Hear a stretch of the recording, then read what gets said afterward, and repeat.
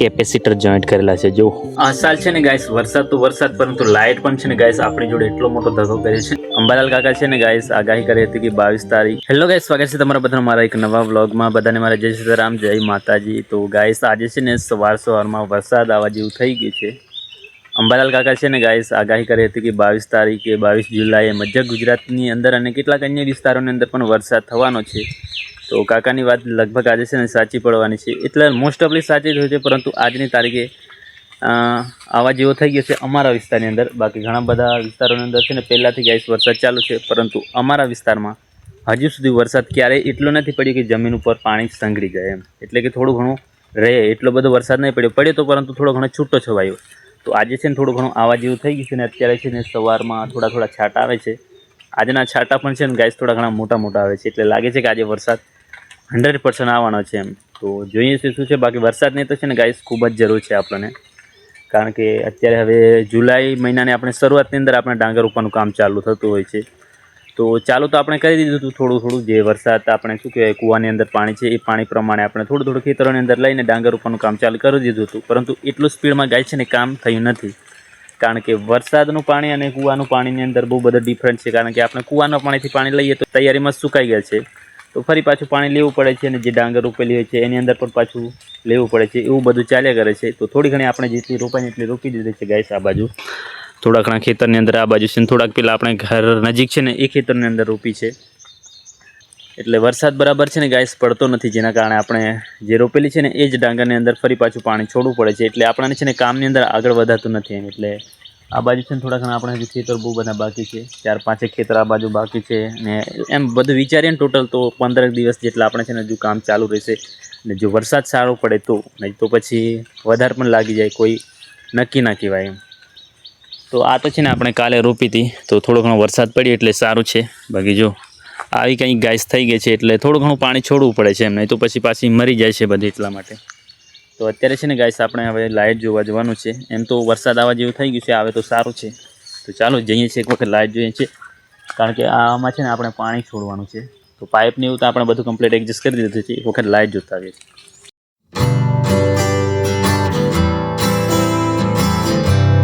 પાણી નથી પડતો ને ગાઈસ, એટલા માટે છે ને જો આ બાજુ બધા મોસ્ટ ઓફલી છે ને બધા ખેતરોની અંદર છે ને ગાઈસ હજુ ડાંગર રોપવાની બાકી છે એમ। હર સાલ તો છે ને ગાઈસ અહીંયા આટલા દિવસો રોપાઈ ગઈ હોત જો વરસાદ હોત તો। જો ગાઈસ લાઇટનો પ્રોબ્લેમ એક તો છે ને ગાઈસ આ સાલ લાઇટનો બહુ બધા ડખ્ખા છે આપણે।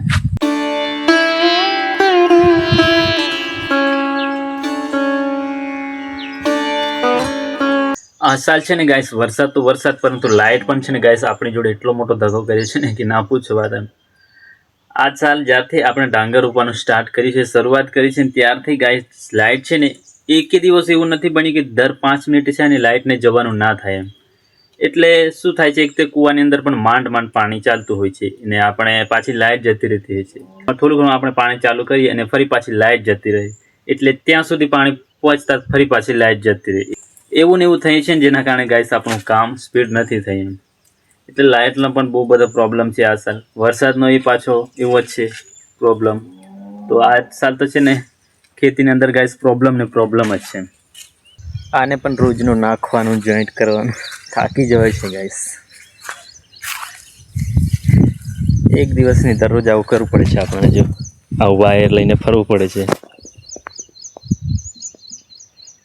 કારણ કે આ નહીં કરીએ તો પછી આપણે ખેતરમાં પાણી કઈ રીતે છોડવાનું।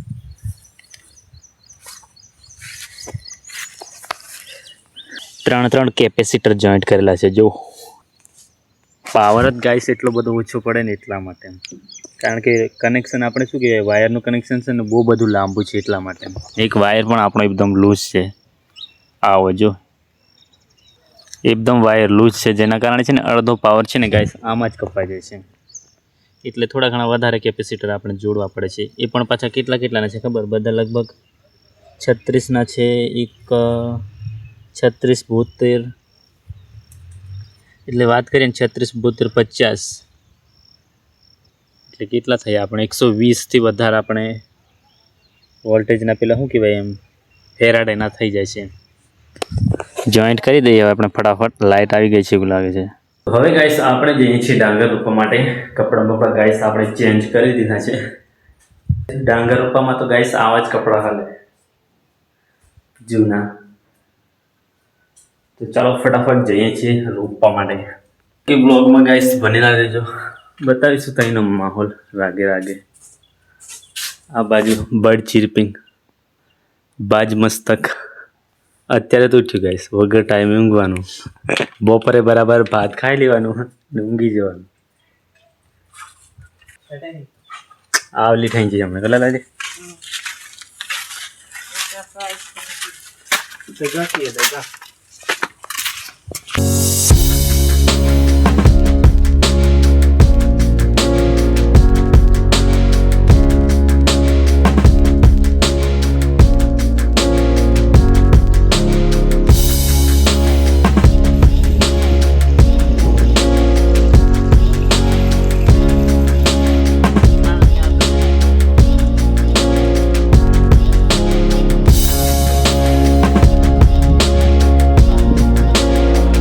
આપણે ગયા હતા ગાઈસ રાકાના ખેતમાં ડાંગર રોપવા માટે.